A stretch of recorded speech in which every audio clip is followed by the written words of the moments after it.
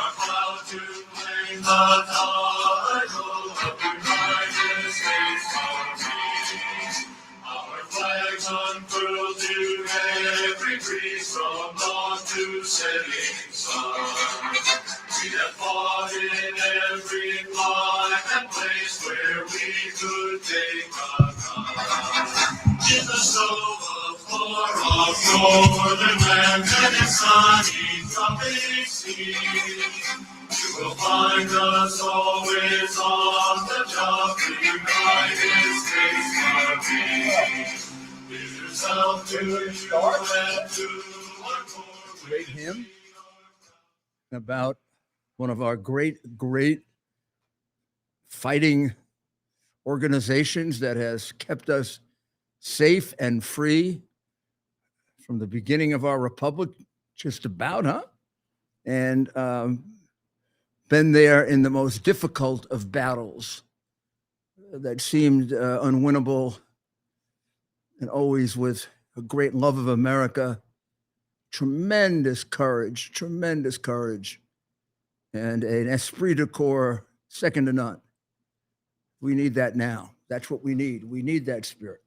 I played it particularly during this month, in which we're celebrating the 4th of July and independence, really in honor of Daniel Penny, the Marine who was so unjustly charged several weeks ago with manslaughter for defending the people on a train from a man who had announced that he wanted to kill them and had already begun assaulting them. The people who try to distinguish it from another case in which the person was let out by a grand jury based on self-defense. Well, first of all, it was a different part of New York. This was not the maniac district attorney, Bragg, who was involved in the other case. But the distinction that was made by the man's father, which I thought was a little bit ungracious, given the fact that the guy got away with the self-defense, which I think was valid, but he actually knifed the guy to death.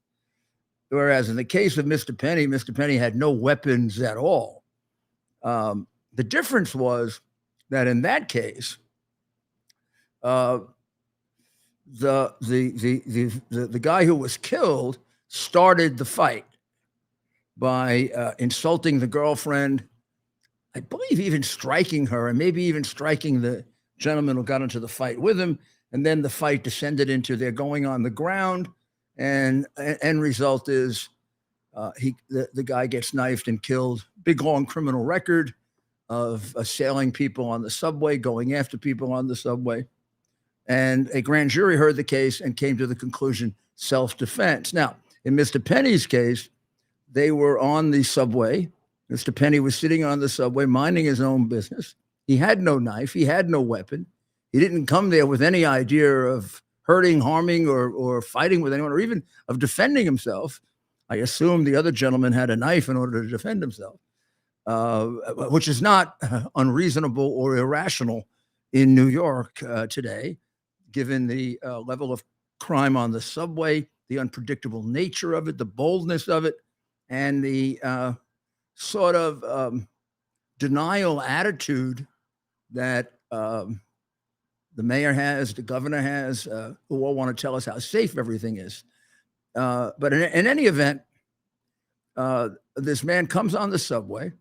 He has a history of 40 or 50 subway incidents, violent incidents, attacking people. He's out without bail, like they all are, from an incident similar to hurting someone. I think he attacked an old woman, an elderly woman, a 60-year-old woman. He attacked a child, and he comes on the train. I'm not sure he comes originally into Mr. Penny's car. He comes into a car. He starts yelling and screaming at the people.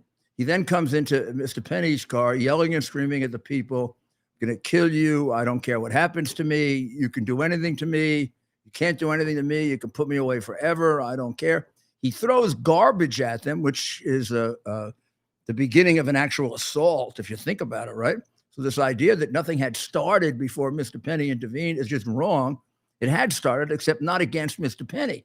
And Mr. Penny, fearing that some of the children and on the subway would be hurt, and being a strong Marine trained to defend, to fight our country's battles on land or on the sea, decided he was going to fight this battle of defending people on the subway. And he grabbed this guy, took him down, and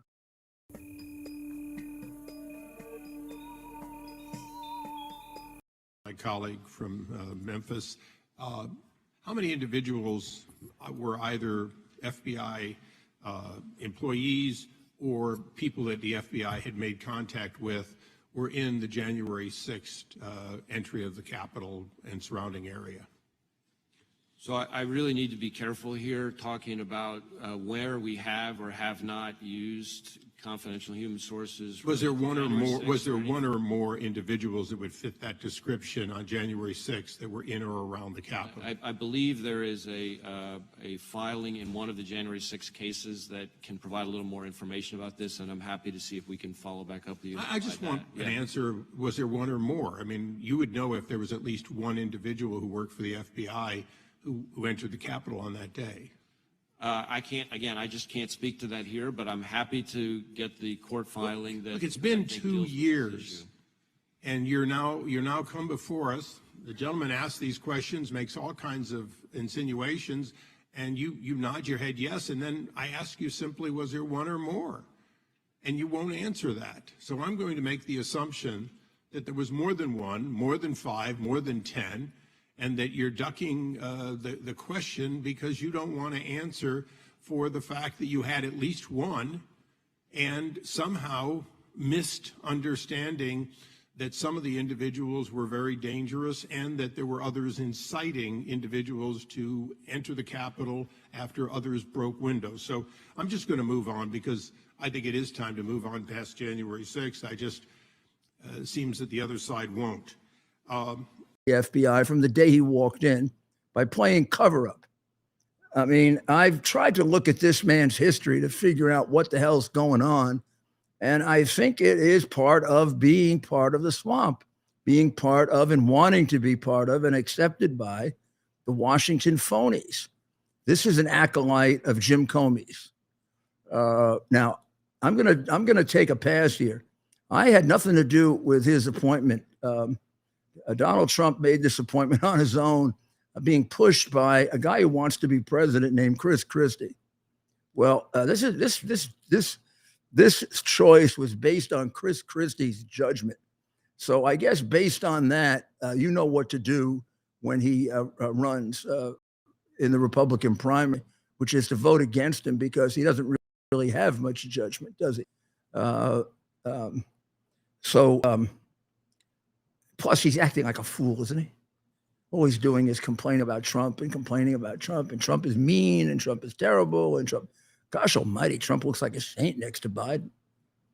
He looks pretty good next to Christie, with the way Christie's acting. But in any event, he's running a totally negative campaign. I have no idea what he thinks he would do.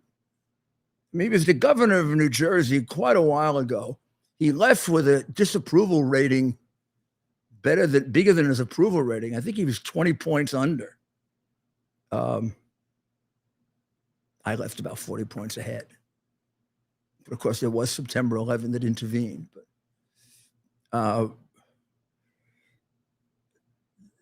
don't know. I just don't know what his claim is to wanting to be president. I know he's bitter that he didn't get appointed by Trump. And he may have some justification for that. Maybe he felt he was misled. Maybe this, maybe that. But we have a country at stake, not Christie's hurt feelings. And he's running a campaign like a child. I mean, whining, complaining. That Trump is the worst guy in the world. Except the country was in the best condition it's been in 50 years under the worst guy in the world. Maybe we're better off with that guy than we are with the guy who really is the worst guy in the world, Joe Biden. I mean, let's just compare Trump and Biden as grandfathers, huh? I don't think Donald Trump has disowned any of his grandchildren or refuses to acknowledge them, to create enormous psychological damage for them because he's such a mean, like Biden's such a mean prick. I would tell him that to his face, president or no president. He's still a man. No, he's not. No, he's not. He's not entitled to the full definition of the word man. He's been a liar all his life, been a cheat all his life. Sold out his office so often that he should have been in jail a long time ago if we had any kind of fair system in this country left. Well, today, Christopher Wray, who's spent his entire time as FBI covering up everything he could. I don't know why. I know he worked for Jim Comey. He was going to participate in that situation with the then Attorney General Ashcroft, in which Comey, I call him James Cardinal Comey, was going to, not sign some kind of affidavit involving possible extraordinary questioning techniques for a terrorist who wanted to kill lots of Americans. I think that was it. But Comey wasn't going to sign it as the acting attorney general. So we went to Ashcroft's bedside, who had just had either an operation or some very painful procedure, and required him to sign it. And he had worked everybody up there to do a resignation if, I don't know what, if he was going to be required to sign it, I guess. And one of the top guys who was going to do the resignation was going to be Wray. Now, Wray is not like a out front drama queen. He's a second, he'll follow the leader, and the leader would have been Comey. And I think he worshiped at the altar of Jim Comey, which I guess should have been known when he was put in, because he's acted like what Jim Comey did to ruin the Department of Justice, he's done to ruin the FBI. What Jim Comey did to ruin the FBI, he continued to do. And of course, he has no desire to point anything out about what went wrong in the FBI, because it would do what had to be done, which is to put Comey in jail for being a crooked FBI director, fixing the Hillary Clinton case, going ahead with the Trump case when there was no evidence based upon a fraudulent document that he knew was fraudulent, lying to the FISA court. He'd have to put his pal in jail if he ever opened up the files. So he elected instead to bury everything. And the one thing that he buried, for which he should never be forgiven now or in the history of the United States, is the hard drive of Hunter Biden, which he had for over a year and let us Americans vote under false pretenses. Worse than false pretenses, he allowed lies told by Biden and 51 absolutely despicable intelligence agents who work for Obama and Bush. He allowed them to lie and say that this hard drive had the earmarks of Russian disinformation. Now they had no idea if it did or it didn't. They never saw it. They never looked at it. They never examined it. They never did any investigation as to where it came from. They never mentioned an earmark in their letter that was composed in about 2 hours and just sent around and signed. One guy signed it without even reading it. And today, Leon Panetta was on, who I used to have great respect for. It was really hard to understand why Fox would put him on. They keep me off because of the stolen election. And they put him on, and he's an acknowledged, proven liar. Everything that's been tested with regard to me has turned out to be true, huh? Right? I'm the one who brought out the original criminality of Biden in Ukraine. Wow, what I brought out 4 years ago, turns out to be not only true, but much worse than the original documents and tapes and that I revealed on Hannity's show and to John Solomon back in 2008, 19. And then I did podcasts in which I laid them all out. I went and taped all these people, recorded them, laying out all the bribes that the Biden family paid. I was castigated by the press. I was secretly put under investigation by the FBI. They went and seized my iCloud account. This is all. I mean, this part was being done by Wray. He had to be the one that authorized a raiding of my house and my apartment, my house and my law office. What a scoundrel! Invading a law office. What was the? And of course, the left-wing press said, "Oh, where there's smoke, there's fire. We can trust Wray. He must be guilty. Giuliani must be guilty." 5 months ago, I got a letter from the U.S. attorney to the grand jury saying they found no evidence of any kind of criminal conduct, no probable cause. If there was no probable cause, how the hell did they get the affidavit? Except to do what they did to Carter Page and lie in the affidavit. They haven't shown it to me. So, I mean, there is something a little personal when people break into your apartment, search you like you're a common criminal when you were the most prominent United States attorney in probably the last 50 years and prosecuted the biggest cases for the FBI. I've done a hell of a lot more for the FBI than Wray has ever done. Did he ever do a commission case? Or, huh? We can't even think of the cases he did. You know what he does? Can you imagine that guy going up against the mafia? Yeah, okay, yeah, not happening. You see him today? He looked like a wussy today. And no offense to some of our friends in Congress, they're not exactly the. I mean, come on, he was sweating and making all those grimaces, faces up against these guys. Imagine him against a real lawyer. Yeah, like yeah. Me, who got a congressman to confess on a witness stand. Then he cried. I mean, I'm not making light of this, but a few people have killed themselves over your. No, nobody killed himself. No. Well, one guy killed himself because of my investigation. That was the Democratic leader of Queens. A very corrupt man. It took millions, and he didn't, and he had no way to go, which was either to go to jail or rat out just about all of the Koch administration or all of the Democratic Party in New York. I mean, you know, New York is a totally corrupt city. You do know that. You're not under the impression that New York, Philadelphia, Chicago, Detroit, Atlanta are anything but thoroughly corrupt, run by one party. I mean, if you're like Chicago and you've been run by one party for 55 years, what do you think is going to happen? I mean, it might happen if they were Republicans too. Absolute power, right? Power corrupts, and absolute power corrupts absolutely. You know that. I know that. So Wray testified today, and there was so much more that could have been done, but they did a pretty good job of illustrating what a big liar he is and why he shouldn't be in charge of the FBI one more day.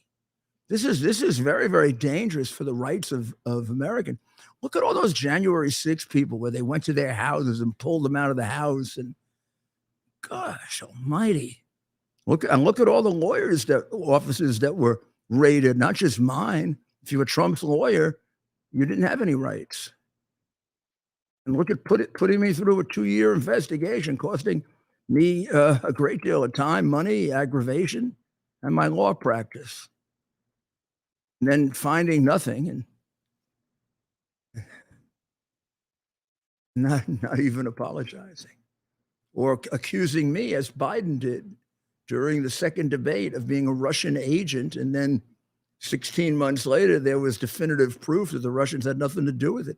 Never got an apology for that from the president of the United States. In fact, had I gotten one, I'd have sent it back to him and told him to shove it up his, well, I wouldn't have put it that way, something like that.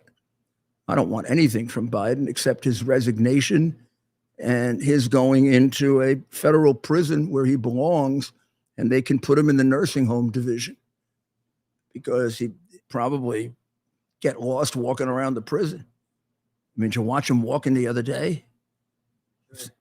If this, Should we roll the tape? Oh, you want to show him walking again? Do we really have to look at that? Yeah, let's look at it, because we got to remind ourselves that our president is senile, demented. I brought with me.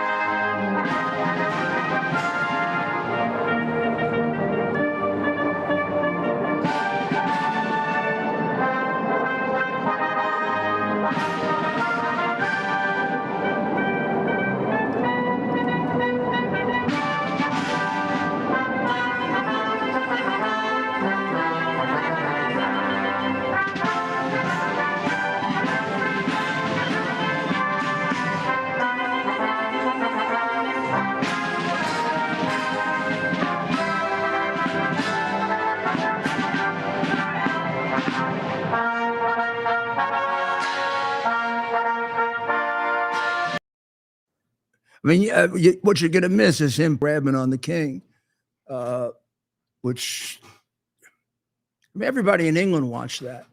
I'm reading to you from a book that is called the DSM-5. It's the Diagnostic and Statistical Manual of Mental Disorders. It's the Bible for psychologists and psychiatrists, and we're in the chapters involving neurocognitive disorders.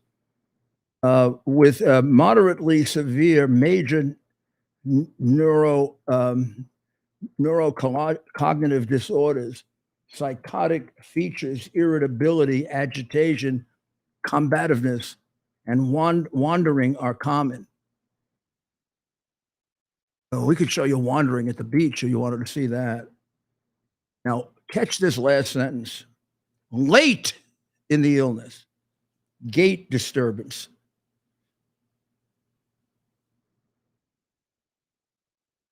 incontinence, myoclonus, and seizures are observed. We've had incidents of incontinence. I am sorry, I don't know what myoclonus is, and Dr. Maria isn't here. But I do know what gait disturbance is, and that's what I just observed. Now I'm going to read to you again from page 612. It says, late in the illness.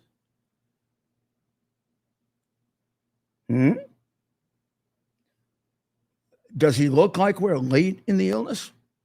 Because you know what happens at the end of the illness. You do know what happens. Tragically, you don't know who the hell you are. Is he getting close to that? How far away are we? It's going to happen. If he doesn't die before it, that's what happens. You end up, God forbid, not knowing who the hell you are.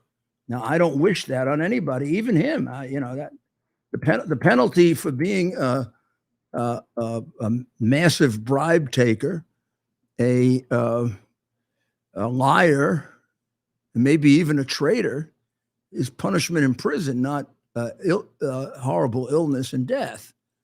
Well, maybe treason, but that isn't the kind of treason we're talking about. So I don't wish this on him, but it's a reality. You've got to be a fool not to see this. And the end result is inevitable. The end result is complete loss of cognition, which means you don't understand anything anymore. I don't know if you've seen it.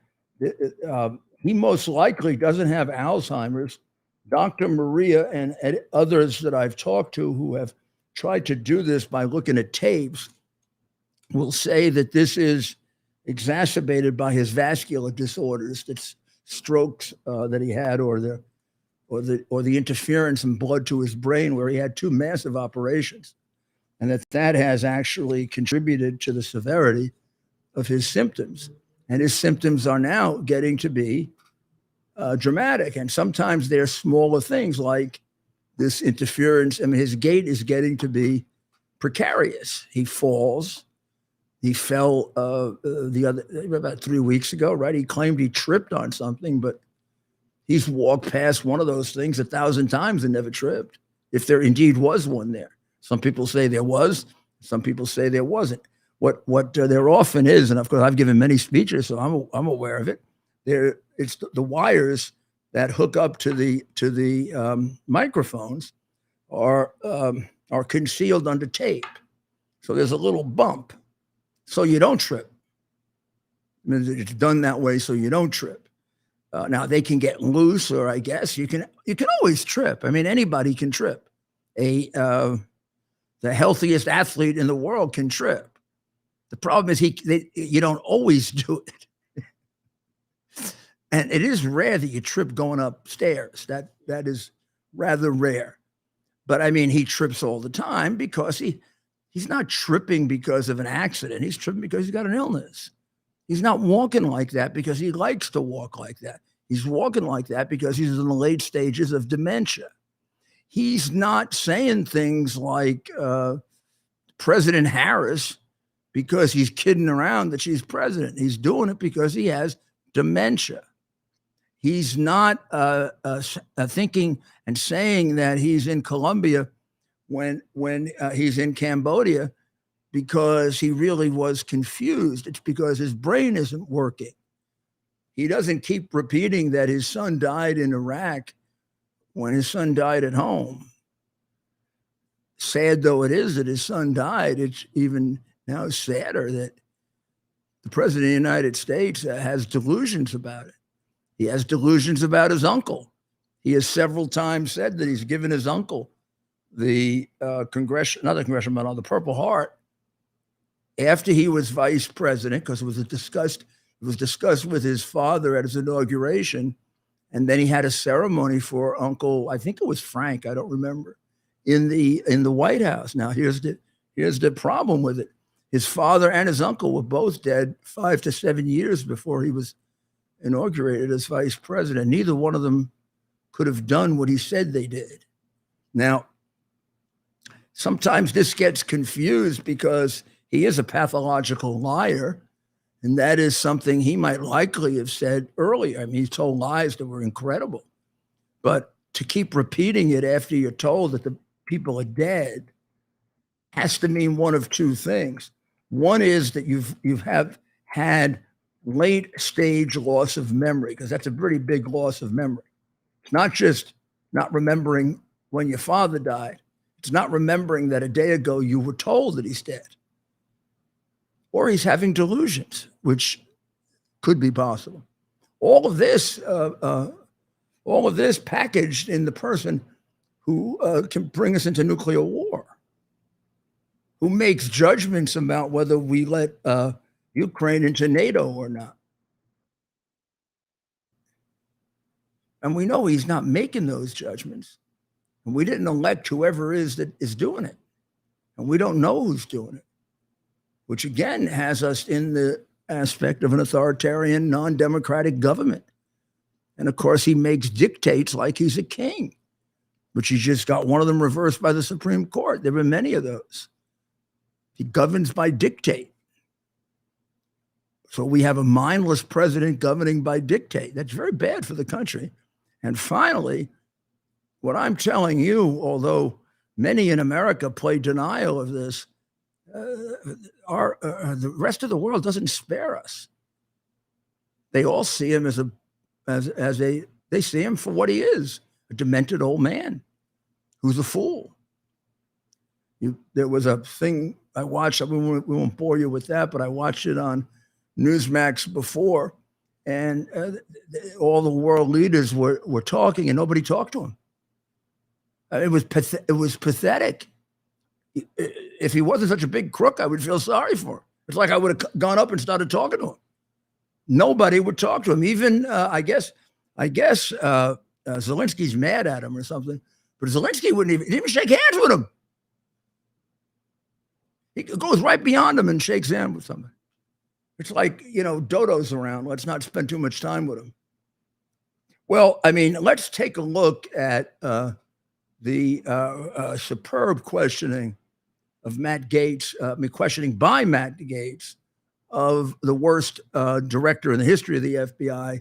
And that definitely includes even J. Edgar Hoover. Whatever you thought of J. Edgar Hoover, this is much, much worse because he's covering up probably the biggest governmental crime in American history.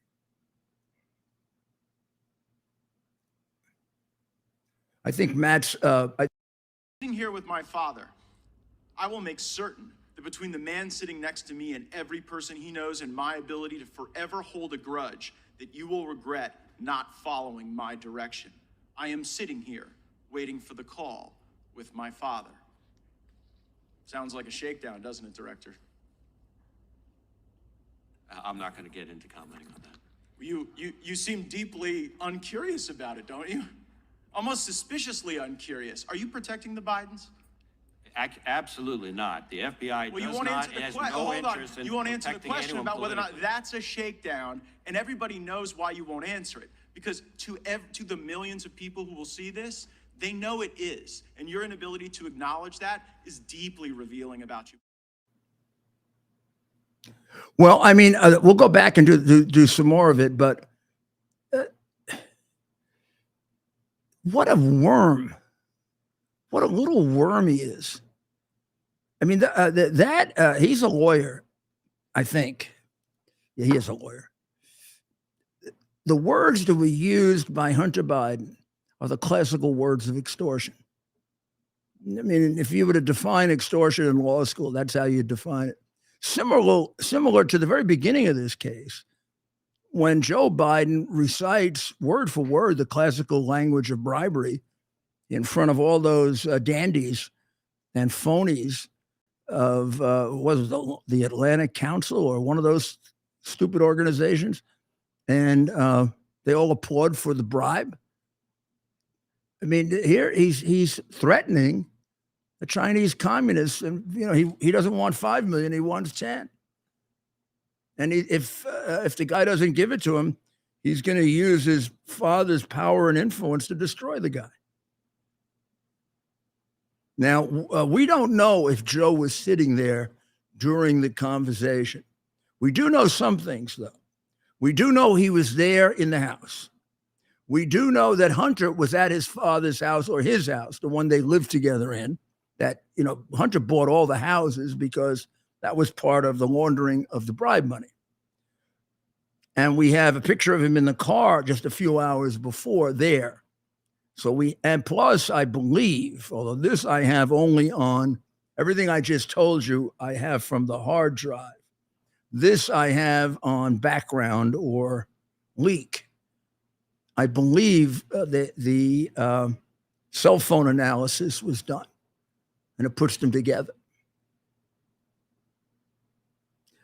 So I don't know how close together or how tightly together.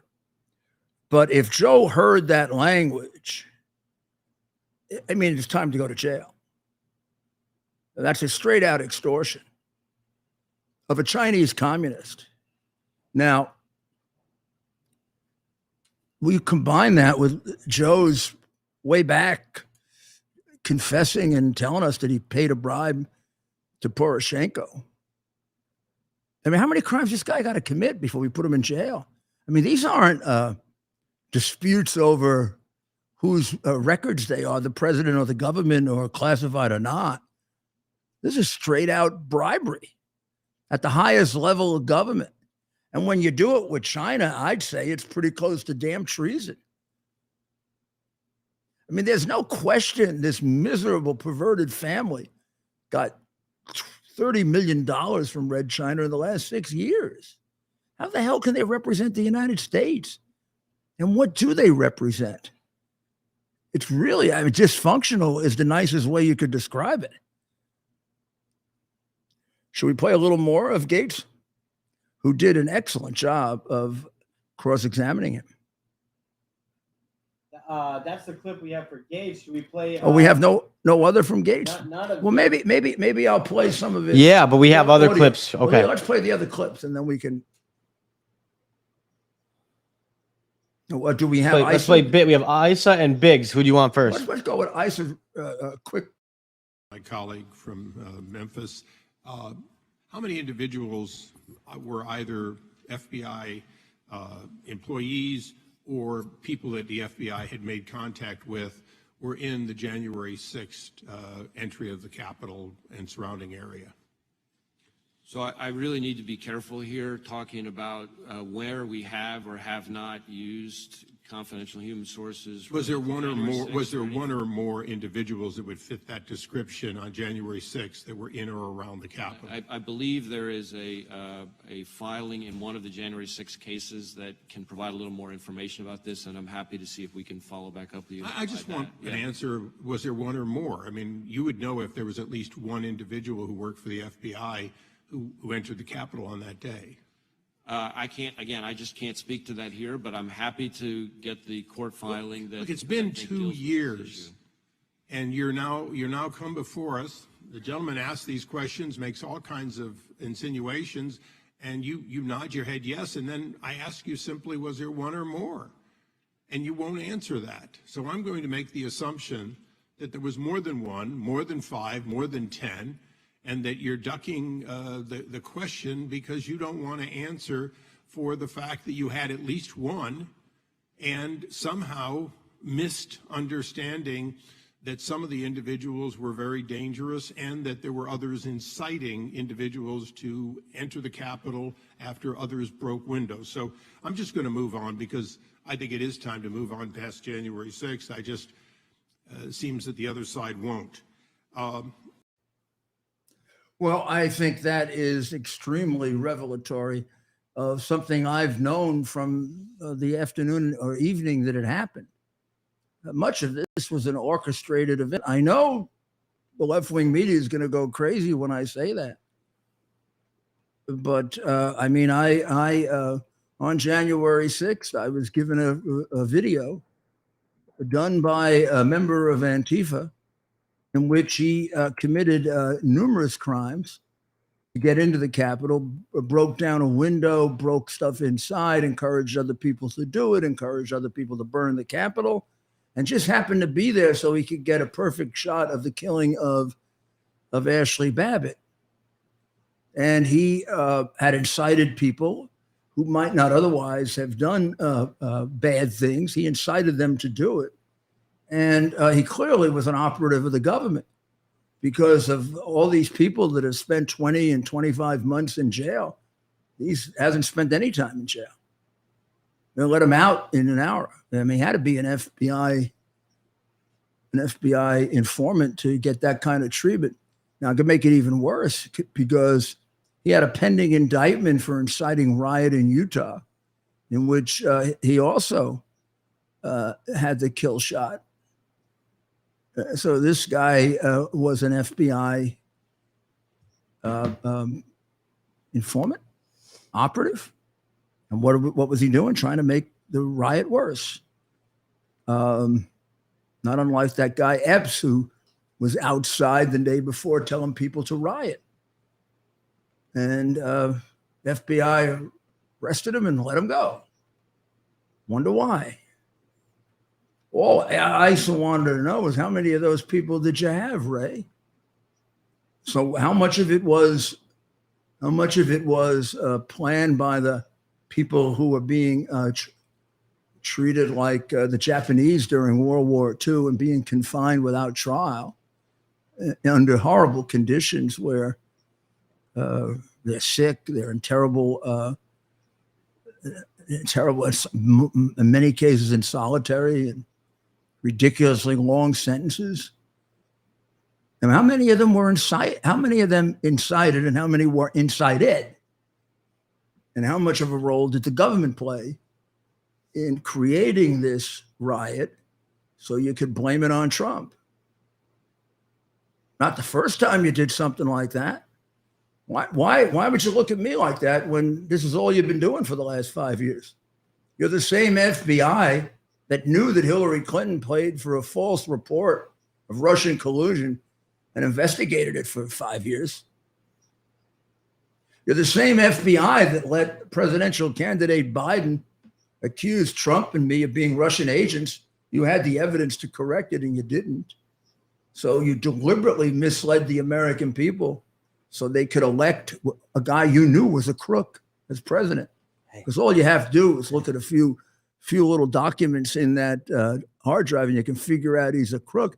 And if you can't figure out he's a crook, you can figure out that his son has a disproportionate number of pictures of underage girls dressed in rather suggestive sexual attire and one of them pure, straight out and out child porn, and you, the FBI, didn't do anything about it. You really are pretty disgusting, Wray. I know it. And that's why you guys come after me. I know everything about you. And I'm going to tell you this. If it wasn't for me, nobody would know about this. You know that. You weren't going to bring out the hard drive, were you? I had it for a year and a half. If John Mac Isaacs had given it to me, and if I hadn't turned it over to the New York Post and the Daily Mail and then Sean Hannity and John Solomon, and done my own podcast with it and got it out, but when were you going to put it out? Or were you just going to bury it like all the Kennedy records you buried? Huh? How much have you buried anyway? And just how corrupt are you? You're corrupt. At the high level, you're very corrupt, which makes our government corrupt. But just how corrupt are you? We got to find out, because you're a cancer. And it's no longer the FBI is corrupt. It's the United States of America. To the world, it's the United States of America is corrupt. And people who do that to the United States of America should be excised and put in the prison they belong in. And you're one of them. Shall we now listen to Andy Biggs, who again has similar difficulties with this liar? Yes. Another excellent congressman, an American, as is Matt Gaetz. June 2021 committee hearing, you told us that the FISA court, quote, approved FBI procedures, minimization procedures, collection and procedures, querying procedures, did not find misconduct, close quote. That's what you said. Specifically, you said the FISC found no misconduct. Yet 3 months later, the Inspector General found widespread problems in FBI's FISA applications, raising serious questions about the FBI review process of applications, including hundreds of examples of noncompliance with Woods procedures, for example. And we know that from December 2020 to November 2021, the FBI conducted 3.4 million warrantless searches of U.S. data under FISA. 3.4 million, up nearly triple the amount of the previous year. And it got worse as you were telling us there was nothing to worry about. But now your reforms have produced about reduced it down to 119,000, over 200,000 total, but 119,000 discrete Americans. That just doesn't seem like you've accomplished much there if you have 119,000 illegal searches and queries under FISA. I'll yield back. That's incredible. I had a role in helping to create the first FISA process, which was done by, I guess you call it executive order, by Attorney General Levy under Ford before it became legislation. And then I had charge of it when I came back as Associate Attorney General, third ranking in the Justice Department. I mean, these numbers I can't believe. So I'm not going to focus on those numbers for a minute. I'm going to focus on the fact that the way in which they handle the FISA applications with regard to Carter Page are absolutely 100% felonious. The fact that Comey got away with that is disgraceful. And I would submit that the failure to do what you have to do and have the guts to prosecute him, which we apparently lacked,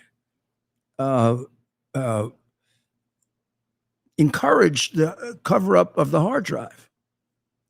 Because you say, I say, if you don't hold them accountable, it'll happen again. Well, we didn't hold Comey accountable. We didn't hold Peter Strzok and his mistress accountable.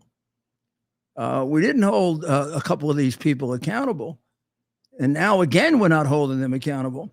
But because we didn't hold them accountable, I think they felt perfectly empowered to cover up the hard drive when Biden was lying his backside off about it and getting all these creepy dishonest, dishonorable Leon Panettas and whatever to lie about this being Russian disinformation. I don't think they would have felt comfortable doing that if a couple of these crooks have been put in jail or at least indicted.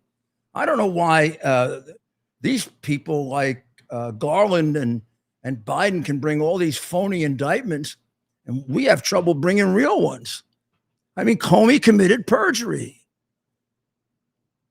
He signed an affidavit, big thing on the top, that everything in the affidavit was verified. He's actually had to admit that the Steele dossier, well, not only was the Steele dossier not verified, which makes him a perjurer, they knew the Steele dossier was paid for opposition research, not an intelligence report. I mean, that's straight to jail. And then if you do that, maybe you stop other people from doing it. But because Comey got away with it, I figure we own this place. And what the hell was Wray doing when all this is going on? Helping to hide the hard drive. Well, Mayor, do we want to? That's the creep that you just heard testifying. Should we play our commercial and then take a few calls? Sure. Let's do it.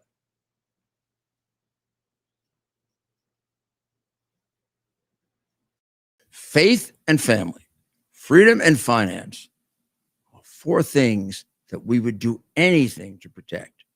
I trust the team at Kirk Elliott, PhD, Private Advisors, with providing the advice and sound strategies to take advantage of the inflationary pressures, the high interest rates, and the international challenges we face today. The Kirk Elliott team, with over 29 years of experience, shares our values and believes in people over profit. They can help you protect your finances from the big government policies that are out of our control. So what's in our control? The decision to act or not to act is within our control. I encourage you to act. Call Kirk Elliott, PhD, Private Advisors today. Start working with a team that will help you protect your retirement assets with gold and silver while sharing your desire to protect your faith, family, and freedom. Call them today, 720-605-3900. That's 720-605-3900, and tell them Rudy sent you. Or simply fill out a request for a free consultation at kirkelliottphd.com/Rudy. Go. Now make sure you make that call. It can only help you. It can't hurt you, and it doesn't cost you anything. And when you're doing that, also order a couple of pillows and order a couple of blankets and sheets, slippers from mypillows.com/Rudy. So here are a couple of things to look for. We got a big contradiction going on in the massive Biden investigation, because we've got Gary Shapley, who is the long-term IRS agent, basically saying that Weiss told him that he sought indictments in Los Angeles and in Delaware of Hunter Biden for much more serious conduct, that in both cases they were turned down, that he, Weiss, did not have the power to indict on his own, and that he, Weiss, had been turned down for special prosecutor powers. Weiss has kind of denied that. Not completely. It could be semantics with regard to the special prosecutor powers, but he's given an impression that he didn't have an indictment turned down, and that he didn't ask to be a special prosecutor.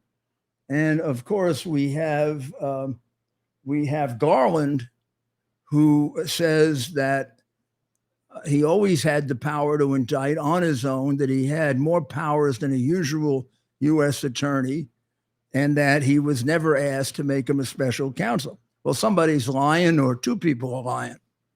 And that, I think, will have a lot, and I would say that'll have a lot to do with evidence of deeper criminal conduct if, in fact, the two people that are turning out to be lying are the Attorney General and this guy, Weiss. Also, yesterday, the Justice Department indicted Gail Luft.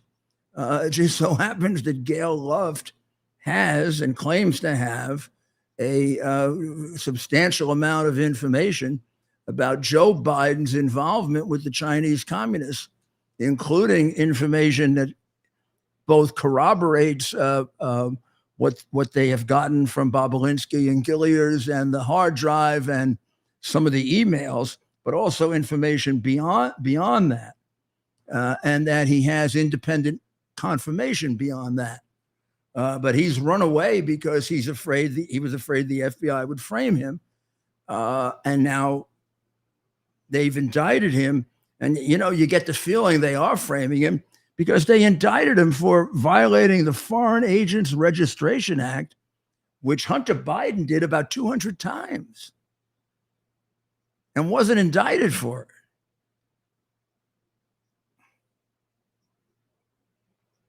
it. It looks fishy.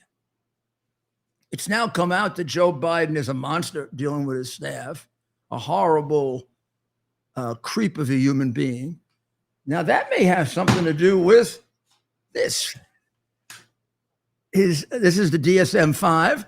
You will find in there one of the symptoms that by which you identify dementia is not only that weird gait that he has, which is attributed to late dementia, or the loss of memory that happens all the time, or the delusions that are going on that he's talking to people that are dead. Remember when he was looking for the dead congresswoman that was dead just a few weeks? And he was going to have a ceremony for her in about 2 days, and he's asking for her at an event? Well, I mean, the fact is that these nasty outbreaks, F this and F that and F this and F that, is also a sign of dementia. I don't have time to play all these for you. I made tomorrow on my WABC, so why don't you listen in at 3 o'clock tomorrow on WABCradio.com. But it really was pathetic the way all these left-wing prostitutes go ahead and defend him. I mean, they're all over the TV talking about how it really isn't so bad that he will not recognize his granddaughter. One of them blamed it on the right wing. The right wing, it's because of the right wing that he won't recognize his granddaughter.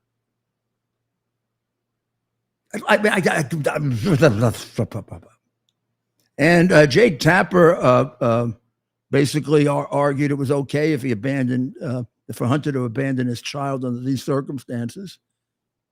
I mean, I think if Joe Biden murdered 3 or 4 people in his family, they would have said, well, he needs a little peace and he has a kind of a right to. Do we understand?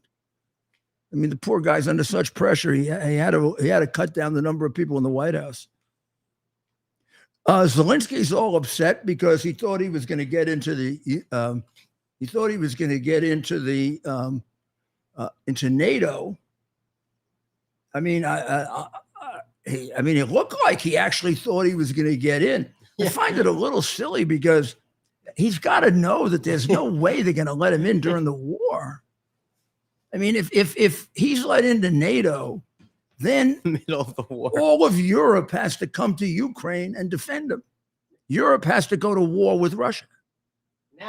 Right now. I mean, the treaty says that if one member is attacked, all the other members have to defend that member. So essentially, taking them in would be tantamount to declaring war against Russia. And I just don't think we're ready or Europe is ready. And I don't understand why. Zelensky looked personally offended and really upset and double-crossed. I don't get it. Either somebody really misled him or he is a really good actor. Because I would recommend that he could have tried bribery with Biden. I mean, it worked before. I mean, Joe hasn't gotten paid by Ukraine in a while. I think those foreign bank accounts are still there. The FBI never went and got them. The woman was willing to show the FBI where the laundered money was, but FBI had no interest in that. But in any event, I mean, it's even silly to say that Biden made the right decision in saying you got to put off NATO. I mean, they wouldn't have gotten in anyway. The European countries aren't going to vote. They're not ready to go to war. Now, numbskull, nitwit, moron announces that we don't have much ammunition. He tells we don't have any bullets. Don't you got to remove him when he does that? We're telling China we don't have enough ammunition. And he's not demented. Do we give him the? Do we try and give him the benefit of the doubt and think maybe he's playing 4D chess here? Oh, so that we can get attacked? That's an interesting point. I mean, well, oh, yeah, it doesn't work. So in no scenario, exactly what is he? Yeah. Exactly what is he fooling them into? The dumb. Maybe he thinks he is playing chess. Well, I'm gonna say we have no ammunition. Go to me. And they're gonna attack us. Now, let me see. We don't have enough ammunition. See, I guess if we had enough ammunition and we wanted to go to war, which I don't think we did, if we had plenty of ammunition and we told them we didn't have enough and we provoked an attack based on their thinking we had no ammunition and we had lots of ammunition, maybe that would really work in a child's war game. Yeah. But which would real only life be capable of thinking through. But the reality is, Joe, here he is. This is there he is right there. Hey, moron face. Hey, moron face. We don't have enough ammunition. You don't tell people we don't have enough ammunition, dopey. I'm sorry. This is that headline's amazing. This yeah, you see that? You see that headline? Can you imagine if you're superior? How do we go through these things and let it happen? This is the guy that took out the troops before the civilians. Then all the civilians got killed by the terrorists. And he said, how did that happen? What kind of an moron do you have to be to take out the troops before the civilians in a country surrounded by terrorists? And why do you tell our enemies we have no ammunition?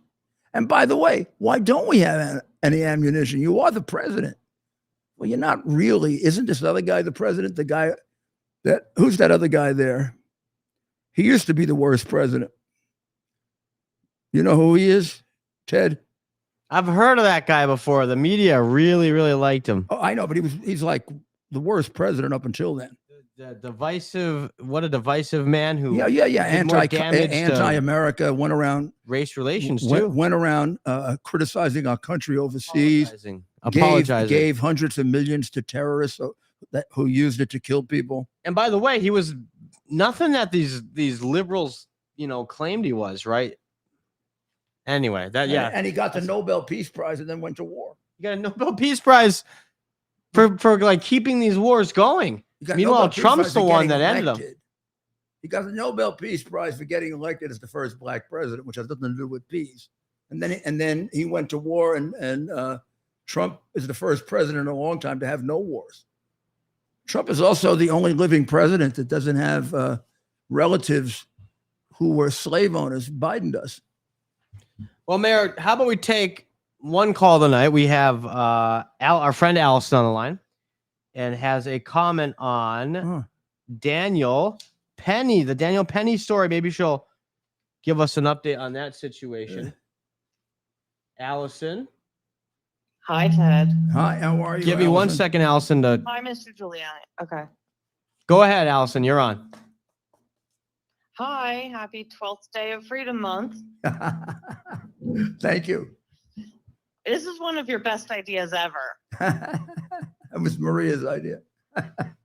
Oh, it was Maria's idea? Well, I think it was a Oh. joint idea, but it was mostly Maria. Well, okay.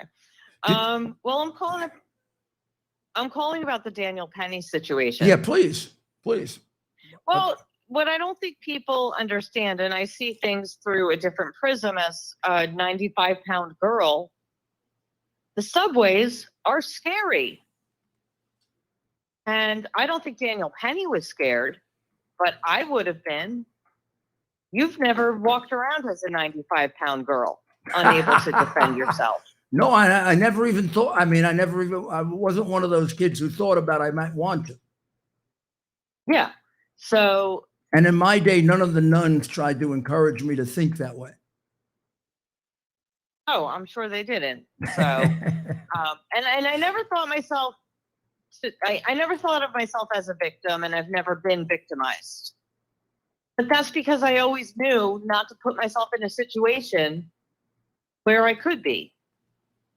Or for the most part. But sometimes, Allison, can it happen even if you don't? I mean, you do everything you can, you get on the subway, you think it's and then some nut comes on and God forbid does something to you. You can't guard against everything. You can't control against everything. Although I will tell you, there was one time, Dinkins was still the mayor. I was living on 97th and Madison across from those really bad projects. And I was crossing the street and some guy had come up behind me at the red light and put his hand underneath my dress, underneath my underwear. But he didn't get very far. But my knee-jerk reaction was just to push him to the ground and kick him in the stomach. You pushed him to the ground and kicked him in the stomach? Yeah. Good for you. Yeah, good for you. Honestly, I kind of wish I could do it again. I felt empowered. I bet you did. I bet you did. But for the most part, I'm just known to weaponize my mouth, not my, body. I could teach you a few tricks. When I was in the Justice Department the first time, that would be the mid-1970s, there used to be a great deal of crime right around the Justice Department. Right on Pennsylvania Avenue. Right around the Justice Department. The women were particularly the victims of it. And it wasn't my idea. It was somebody in the Justice Department came up with the idea of teaching women, some basic self-defense maneuvers. So I went Was this in Southern or in No, DC? this was in Washington, D.C. And Okay. I knew I had some training. So I participated in it and showed them a couple of New York tricks. Well, Special one New last York thing tricks. I like that. One last thing I want to bring up, as long as Whoa, you brought whoa, up being whoa, in whoa. the Justice Department. Can you give us one of not to interrupt, Allison, but the mayor can you give us a trick? Maybe you can. I don't want to watching do will that learn because I from don't it. want to encourage people to do it without actually showing them how to do it and being sure that they can do it. Oh, okay. The worst thing to do is to half empower somebody. It's like, and Allison will understand this because Allison has been in law enforcement and she knows what she's talking about. You don't when you train someone to use a gun for self-defense, that gun doesn't come out unless you're going to shoot somebody. Unless you Correct. are Daniel Penny and you're a big, strong guy and you can defend yourself. But let's say you're a 90-pound woman like Allison and she's being attacked. You don't take the gun out and say to the guy trying to attack you, stand back or I will shoot you. Because before you finish those words, he will grab that gun, break your wrist, turn the gun around and shoot you dead. Yeah, you shoot to neutralize a threat. The gun comes out only if you're going to shoot. And the minute it comes out, you shoot. So it's not used as a threat. You don't use Damn right it isn't, unless you're a police officer or an extremely well-trained. Self-defense. You're extremely well-trained in self-defense, and you're quite confident that he can't overpower you. That's great advice. In which case, you may not need the gun.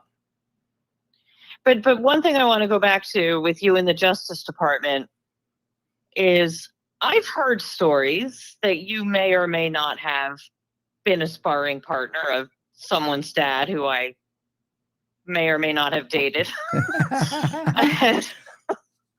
And I love those stories. Oh yeah. Well, my dad taught me how to box.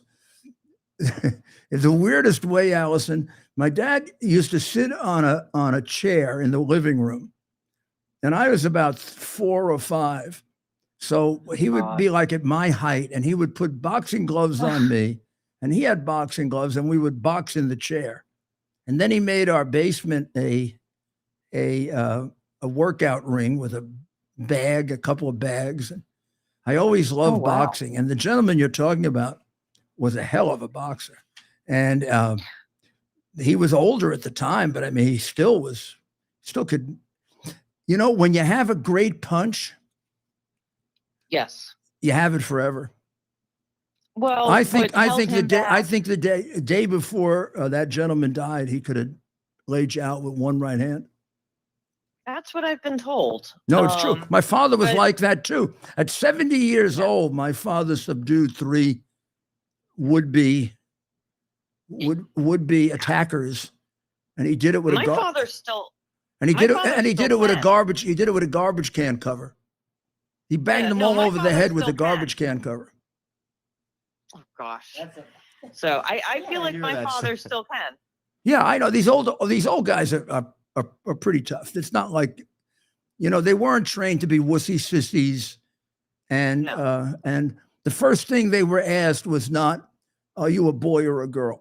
Yeah. The first thing they were asked is, "You better damn well learn how to defend yourself, or you're going to get your ass kicked in." That's what they were told. Yeah. Yeah, I mean, I think I have some skills that I could defend myself without a firearm. If I didn't have one, but well, we're going to work on for the those. most part, You, Dr. Maria, and I are going to work on those. Okay. Okay. All right, kid. Thank you, Allison. And Isn't she great? All We right. love her. talk to you soon. A good friend of the goodbye. show. No, also very smart. Wow. She knows a lot that you would be enormously surprised. So we're well into soccer time, Mayor. So reparations have been paid by one place already. Did you know that? Whoa. No. Well, you're not going to know it. Breaking news theme. Breaking news. Here we go. You're not going to know this because the communist media will not, which is 80% of it, will not publish it. But in the town of Evanston, Illinois, which is a suburb of Chicago, and it is in the New York Post. Congratulations, New York Post. Evanston paid 16 people $25,000 each as reparations. Now, 140 have qualified, and they have a fund of $10 million. So they've already paid the first 16 citizens of Evanston, Black citizens of Evanston. They've paid them $25,000 as reparations. Now, this has become enormously controversial. The citizens of Evanston, of course, that are paying it are not happy about it, but neither are the people being paid who do not believe that $25,000 is nearly enough. And the cutoff date is something like 1969. Oh, imagine being in 1970. So anybody after 1969 isn't getting anything. So they're all really upset. Why 1960? What an arbitrary decision. Why 69? I have no idea. And then one said that Ramona Burton used her $25,000 to upgrade the home she's lived in, and she called it a good start. It's better than a blank. Now, California is weighing, is weighing 1.2 million, which would bankrupt just about half of the people of California. It would cost each of them, like $700,000 or $800,000. And I guess if you're not worth $700,000 or $800,000, they put you in the poorhouse or something. Am I right to say Evanston is also home to Northwestern University? So it's definitely a college town. So you think all those kids voted for it who don't have to pay it because none of them are paying taxes. Right? Yeah, it's the same thing in New Hampshire. I mean, New Hampshire would be a Republican state if all the kids that went to Dartmouth and the other lefty communist schools didn't vote there. They don't live there. What the hell are they doing voting there?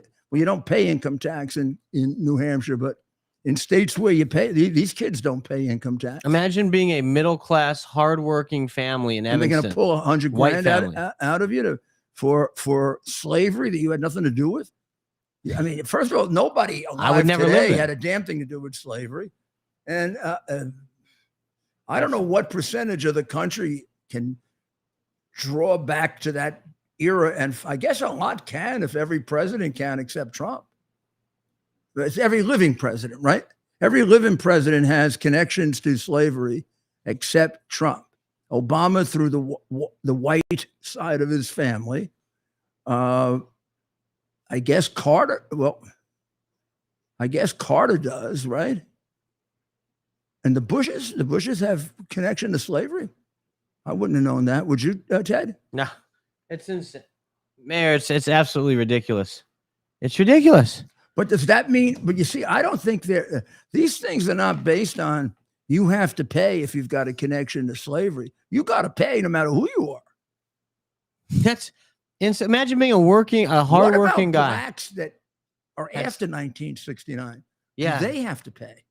Are they paying as well into this? Well, does it come out of the general treasury? Which should be every taxpayer in the community.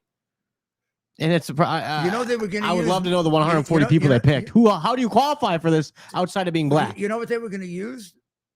Evanston was going to use originally the marijuana money. Thank you. They were going to use the taxes they collected from selling legal marijuana, but it wasn't. They didn't collect enough because all the illegals now are taken over, as everyone predicted, but the silly liberals. So Did you ever think that actually, despite their education and everything else, it could be that liberals are just inherently stupid? Well, you know what they are? I shouldn't say that. They're impractical. Impractical. I think you're giving a lot of credit too to ones with good intentions, right? I think some of the people calling the shots now, they use good intentioned liberals, right, to further their. Yeah, but they really are silly. Yeah, idiots. they used to be silly, but now they're liars. Now they're crooks. They really think they're going to collect a lot of tax. Yeah, they really think they're going to that the underground is going to allow the legal marijuana business to beat them out. Yeah. Well, and what they're going to do is what they're doing. They're going to get people killed because they're going to take the marijuana on the black market and they're going to make it much stronger than the marijuana you can get legally. And you do that by sticking fentanyl in it or trank in it. And now they're doing that. People have died from fentanyl with marijuana. Nobody died from marijuana before. It's one thing they're getting people killed. You got to tell, and it's something to remind for parents out there. You need to remind your kids, and you got to really express this to them. This isn't about you just smoking the pot. You take one wrong puff, you're dead. Yeah, well, you're dead. First thing people should learn is the marijuana that these parents are thinking about when they were in school. Marijuana today, before you get to fentanyl and trank, is 8 to 10 times stronger. The competition between the legal and the illegal, which goes on now in New York, it's just starting, means that the marijuana you get on the illegal market gets jacked up even more. So even before you get to deadly, you're getting to a much more dangerous level of marijuana. Second, the research now is showing that marijuana does brain damage. Even small amounts do brain damage. Younger you are, the more brain damage. But the more you take, the more brain damage. So it's a sliding scale.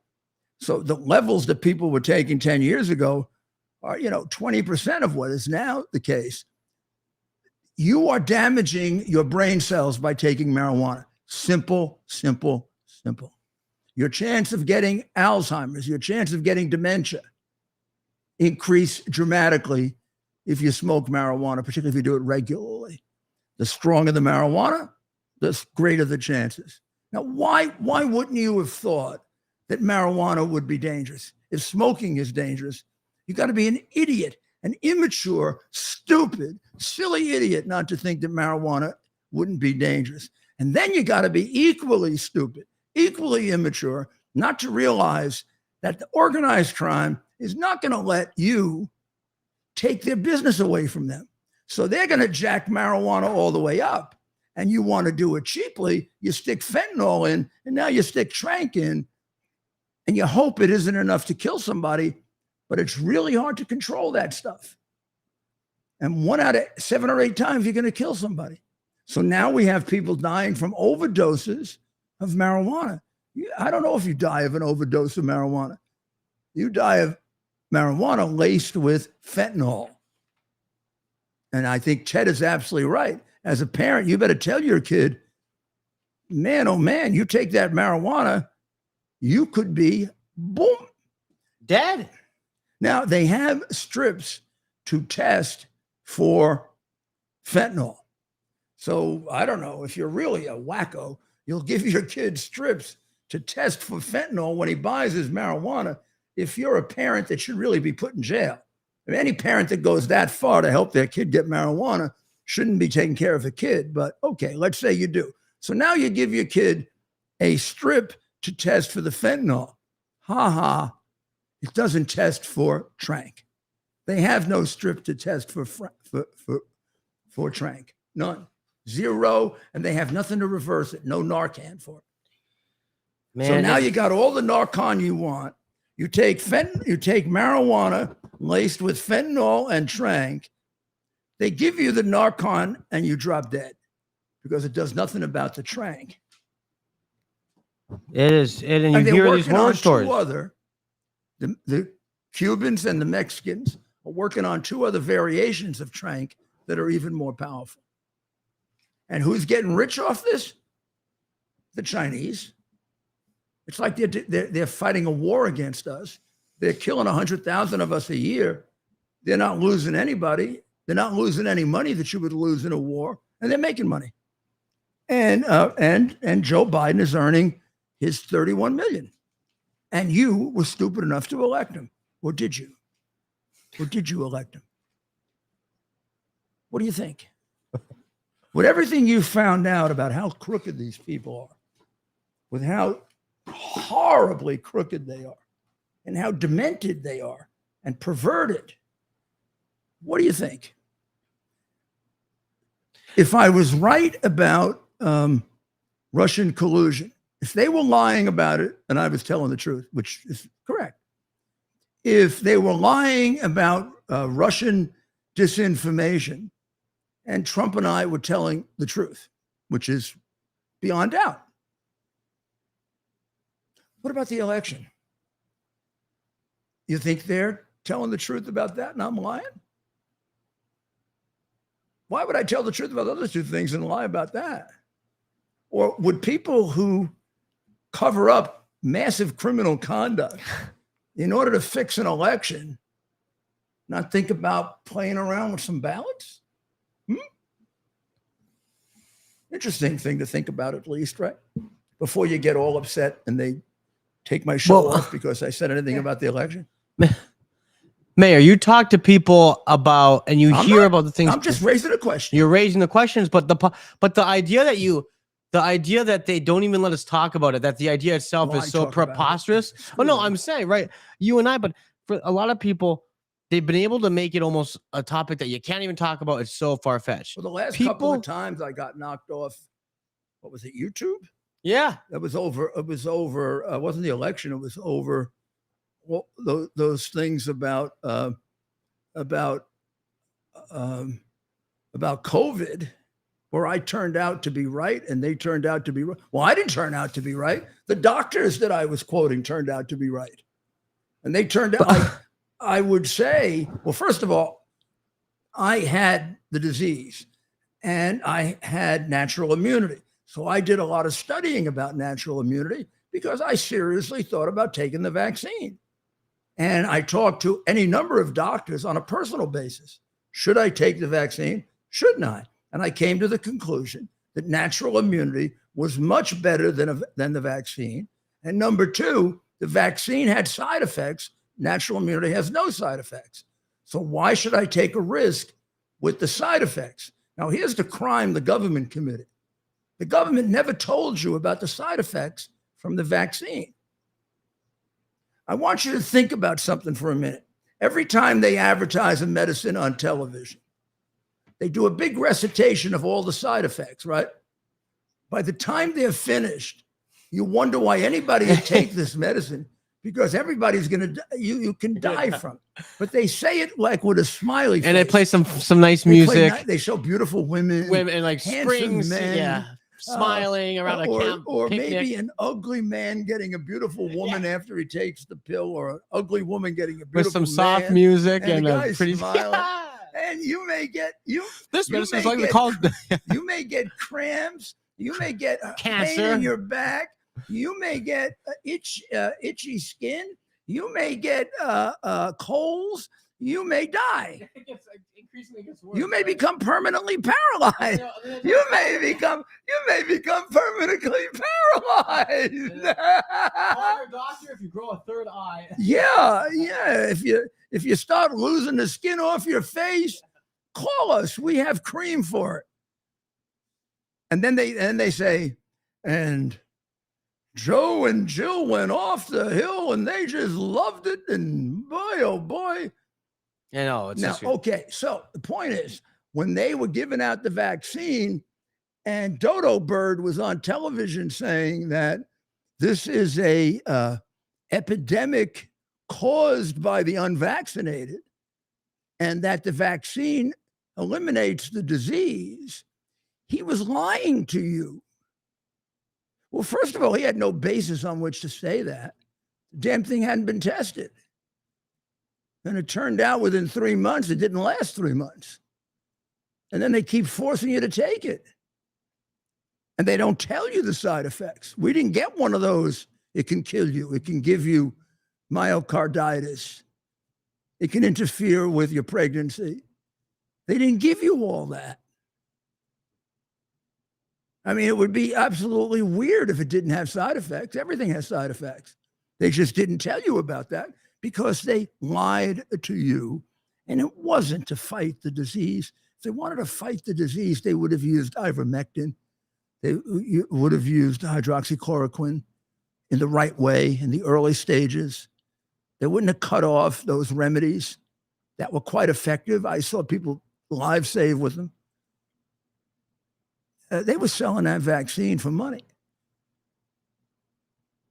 It's all about money. This isn't about saving your life. Fauci didn't give Fauci gave a damn about all his royalties that he won't disclose to us. Whether you like Robert F. Kennedy or not for anything else, you got to respect him for his book. It's a brilliant book, and maybe one of the more consequential books of our generation. You wait and see. Okay. Well, we'll be back tomorrow at 8 o'clock. In between, go to RudyGiulianiCS.com. what does the CS stand for? Common sense.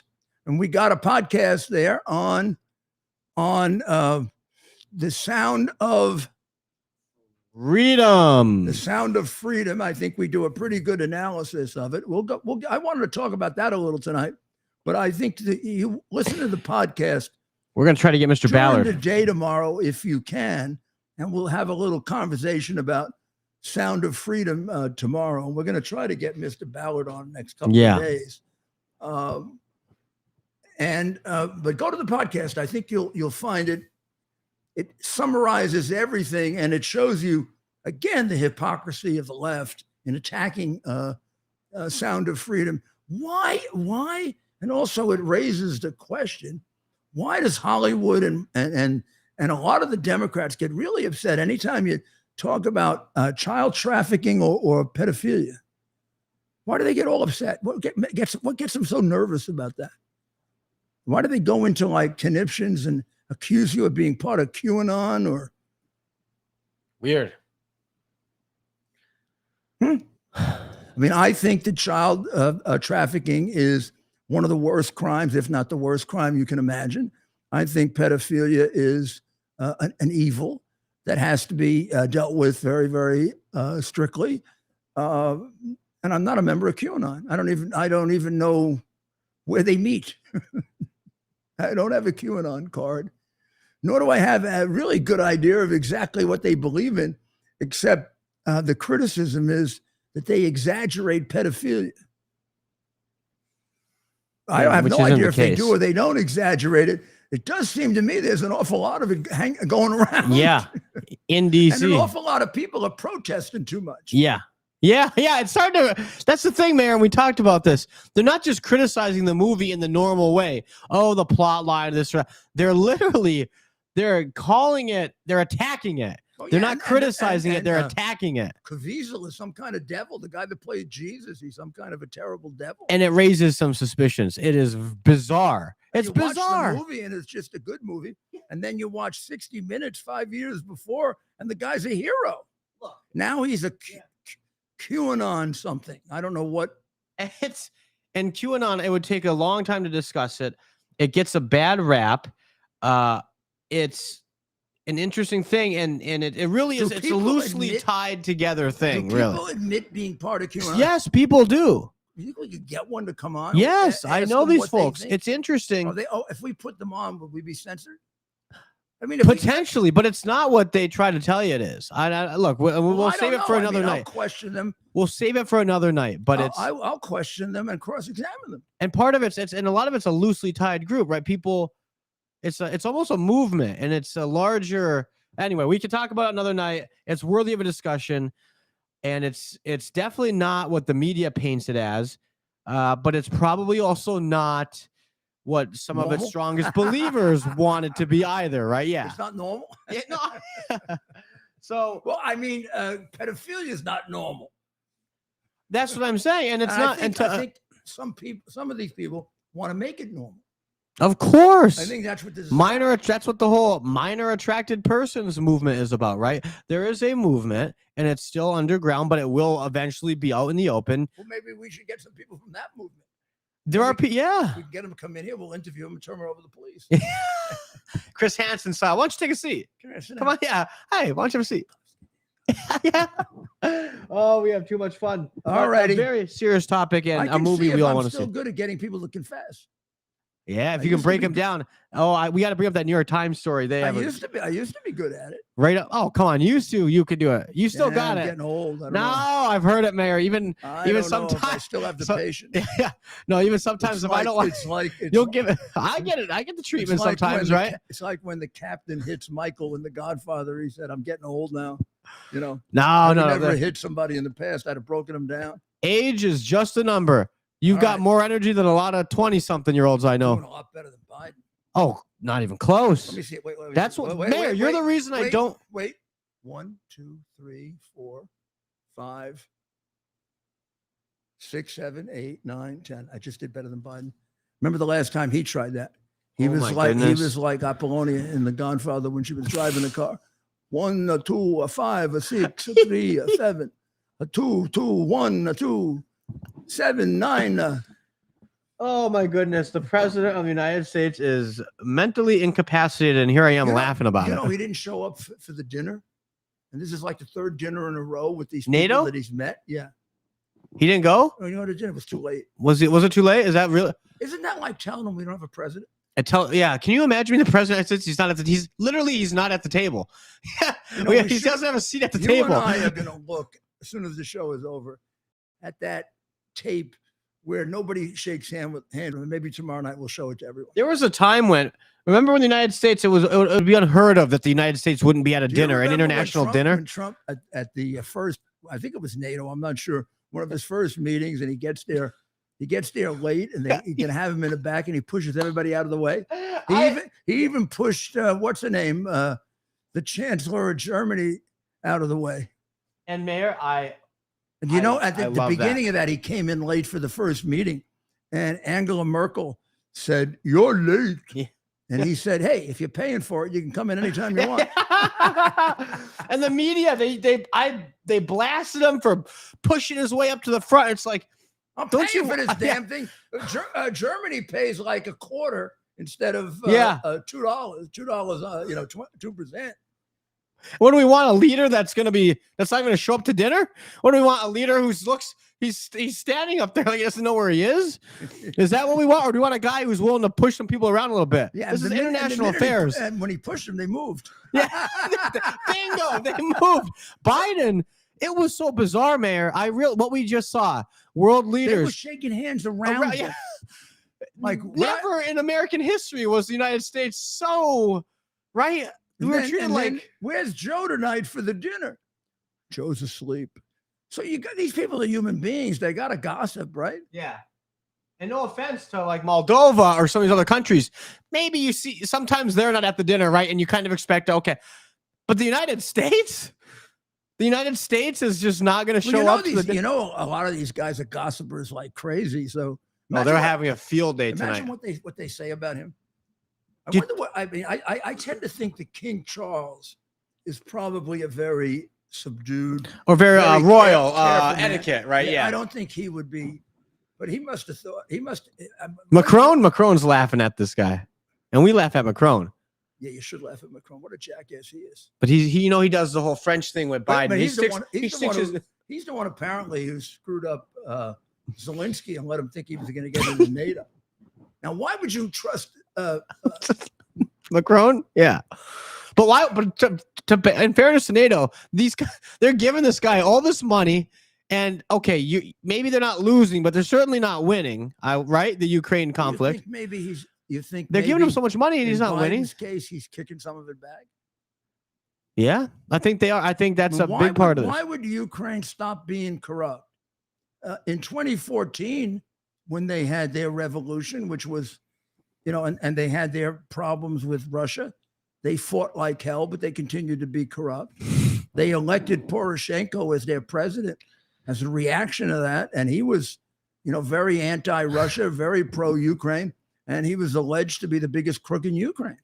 They finally threw him out 70-30 because he was stealing everything that wasn't locked down. But he was still fighting the war. I mean, it is a little ridiculous. In a way, they can be crooks and patriots. Yeah.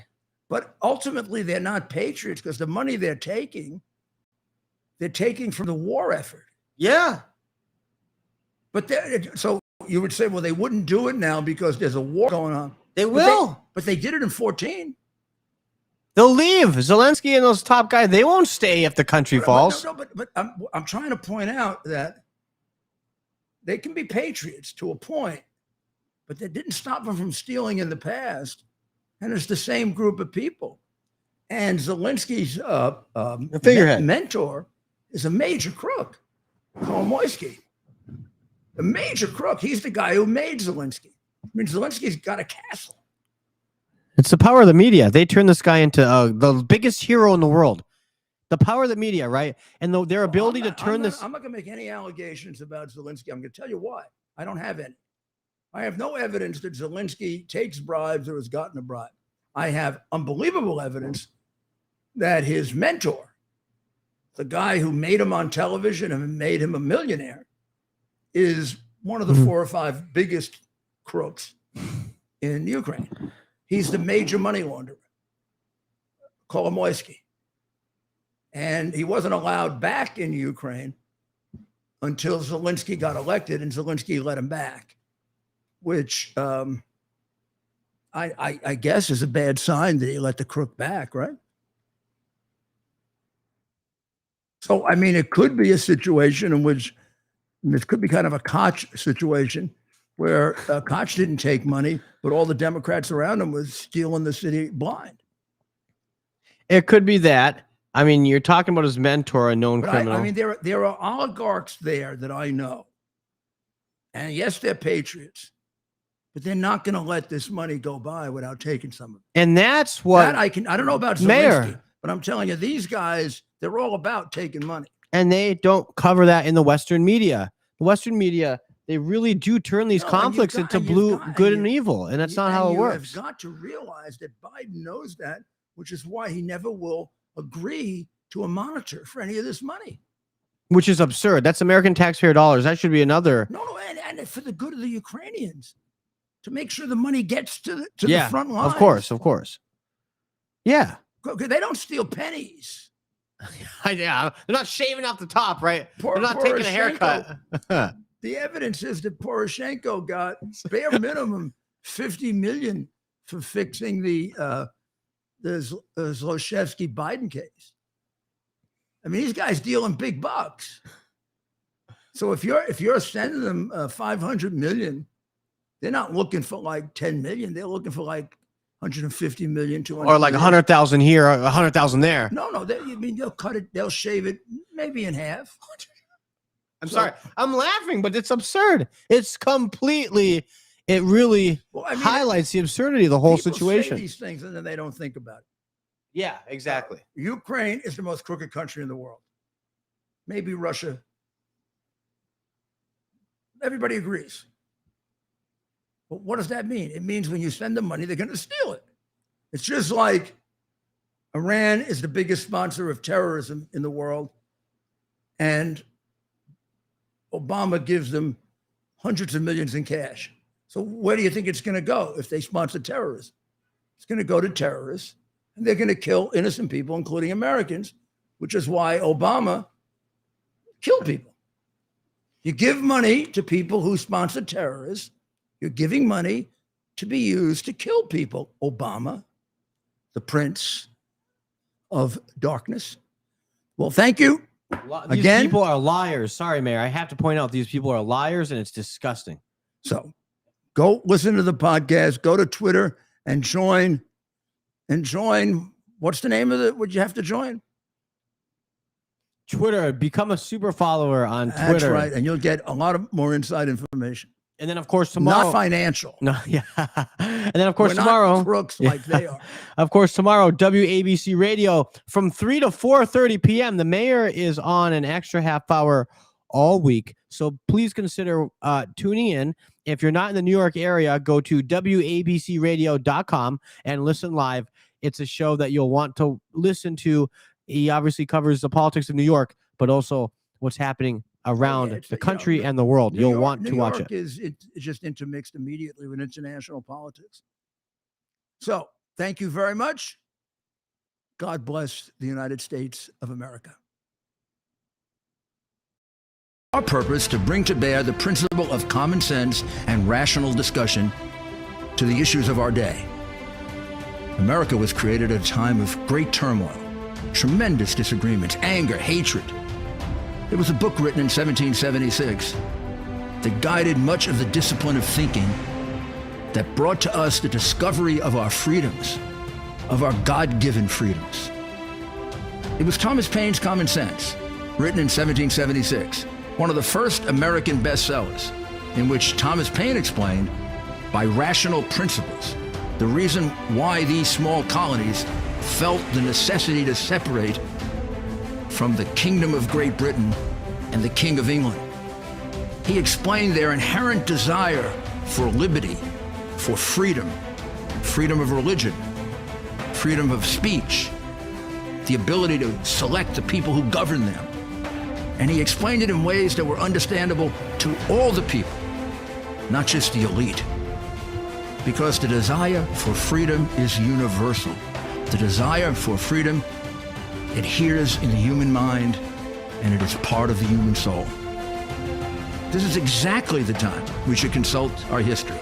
Look at what we've done in the past and see if we can't use it to help us now. We understand that our founders created the greatest country in the history of the world, the greatest democracy, the freest country, a country that has taken more people out of poverty than any country ever. All of us are so fortunate to be Americans. But a great deal of the reason for America's constant ability to self-improve is because we're able to reason, we're able to talk,